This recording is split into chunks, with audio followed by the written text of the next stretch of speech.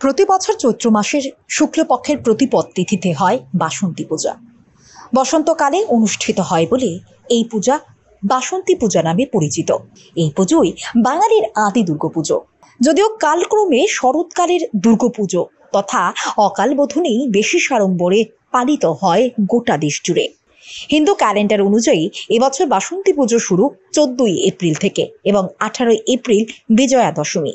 এই বাসন্তী পূজাকে কেন্দ্র করে রাজধানী আগরতলার মুক্তিপাড়াগুলোতে মৃৎশিল্পীদের ব্যস্ততা তুঙ্গে চলছে শেষ তুলির টান।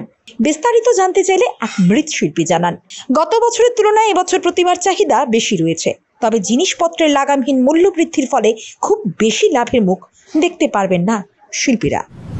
পূজা দিন দিন বাড়তির দিকে দিচ্ছে, হয়তো মার্কেটের জিনিসপত্রের দাম জন্য আমরা খুব একটা পর্তা করতে পারি না, কিন্তু এই কাজ করেই তো খাই, ফলে আমরা কাজে খুব কম মার্জিনে প্রফিট করি, কাজ নেই। অন্য বছরের তুলনায় এই বছরে বাসন্তীর চাহিদাটা বেশি, বাসন্তী পুজোটা বেড়েছে আগরতলা। কীরকম রেট রয়েছে মূর্তির? রেট ধরেন না, ওই বাড়িঘরের ঠাকুর তো 40, 45, 35। জিনিসপত্রের দামের বৃদ্ধির কারণ কোনো প্রভাব পড়েছে কিছু? জিনিসপত্রের জন্য আমরা যা পরিশ্রম করছি সেই তুলনায় আমাদের কোনো বেনিফিট কম হচ্ছে, কোনো রকম চলে যাওয়ার মতো। এত ঠাকুর বিক্রি করতে খুব কেনা তা হচ্ছে না, ওই চলছে কোনো রকম।